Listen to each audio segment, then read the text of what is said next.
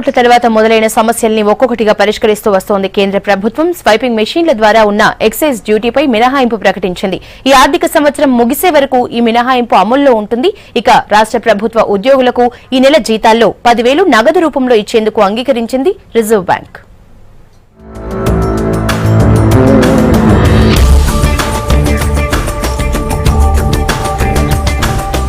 నోట్ల రద్దు తర్వాత ఒక్కో ఇష్యూను సాల్వ్ చేస్తోంది సెంట్రల్ సర్కార్. క్యాష్లెస్ లావాదేవీలు పెంచడమే లక్ష్యంగా పెట్టుకున్న కేంద్రం ఇందులో మెయిన్ రోల్ పోషించే స్వైపింగ్ మిషన్ల తయారీకి ఉపయోగపడే వస్తువులన్నిటి మీద ఎక్సైజ్ డ్యూటీ, కస్టమ్స్ సుంకం మినహాయింపులిచ్చింది. 2017 మార్చి 31 వరకు ఇది వర్తిస్తుంది.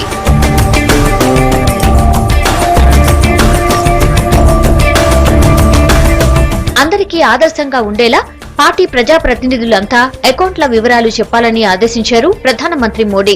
డిసెంబర్ 31లోగా పార్టీ అధ్యక్షుడు అమిత్ షాకు వివరాలు ఇవ్వాలని చెప్పారు. అయితే ప్రధాని ఆదేశాలపై కౌంటర్ అటాక్ చేశారు ఢిల్లీ సీఎం కేజ్రీవాల్. నవంబర్ 8 తర్వాత నుంచి బ్యాంకు లెక్కల వివరాలు చెప్పడం కాదని, అంతకు 6 నెలల ముందు వివరాలు కూడా చెప్పాలని డిమాండ్ చేస్తూ ట్వీట్ చేశారు.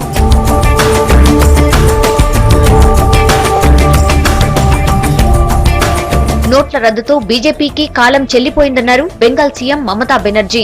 ప్రధాని నోట్లు బంద్ పెట్టారని, రాబోయే రోజుల్లో ప్రజలు ఓట్లు బంద్ పెడతారని హెచ్చరించారు. बैंकों में 500 रुपया नहीं है, 100 नहीं है, 50 नहीं है, तो लोग जाएगा कैसे? अगर करना चाहिए था कालाधन के लिए तो आप पहले प्लानिंग नहीं किया क्यों? ఇక నోట్ల రద్దుతో అందరూ ఇబ్బందులు పడుతున్న టైంలో సర్కారీ ఉద్యోగులకు శుభవార్త చెప్పింది రాష్ట్ర ప్రభుత్వం. డిసెంబర్ 1న చెల్లించనున్న జీతాల్లో 10,000 రూపాయలు నగదు రూపంలో ఇవ్వనుంది. ఇదే విషయంపై ఆర్బీఐ అనుమతి కోరుతూ లేఖ పంపింది ప్రభుత్వం. అక్కడి నుంచి గ్రీన్ సిగ్నల్ రావడంతో సర్క్యులర్ జారీ చేసింది స్టేట్ సర్కార్. రాష్ట్ర ప్రభుత్వ ప్రధాన కార్యదర్శి గారు, మరి గౌరవ ముఖ్యమంత్రి గారు కల్వకుంట్ల చంద్రశేఖరరావు గారు మరి తెలంగాణ ఎన్జిఓల సంఘం పట్ల, తెలంగాణ ఎన్జిఓల ఉద్యోగుల పట్ల ఉన్న అభిమానానికి మరి మేము ధన్యులం.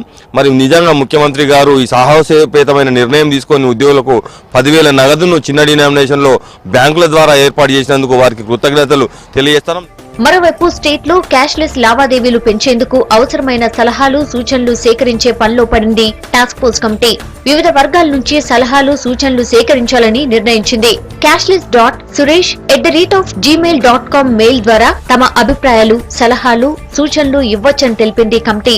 అది కూడా డిసెంబర్ 10 తేదీలోపు వివరాలు అందించాలని చెప్పింది. త్వరలోనే క్షేత్రస్థాయిలో పర్యటించాలని కూడా నిర్ణయించింది.